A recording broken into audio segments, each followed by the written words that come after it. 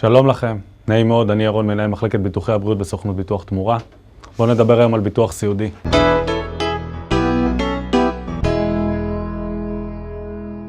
ביטוח סיעודי הוא ביטוח שנועד לתת פתרון לאדם שלא מסוגל לבצע את הפעולות היומיומיות ונעזר בעזרת הזולת בעצם לבצע אותם. אחד מכל 3 אנשים שיגיע לגיל 65 יהיה במצב סיעודי. המשמעות היא נטל כלכלי כבד מאוד. קופות החולים עשו שיפור מאוד משמעותי בשנים האחרונות ומעניקות ביטוח הרבה יותר טוב ממה שנהגו לתת בעבר, אבל עדיין קיימת בעיה. קיימת בעיה שקופות החולים נותנות פיצוי נמוך ביחס להוצאה. אם אדם נמצא במוסד וצריך להוציא 15,000 שקלים בחודש ויקבל מהקופה 5,000 שקלים, הוא נשאר בחסרון כיס גדול מאוד. ביטוח לאומי נותן פתרון מאוד דל, בסך הכל עזרה של אחות למשך 18 שעות בשבוע.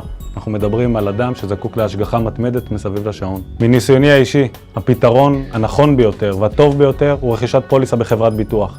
תמורת כמה עשרות שקלים בחודש, בסך הכל תוכלו להבטיח את עתידכם ועתיד יקירכם ולא ליפול כנטל כלכלי לזרועות המדינה.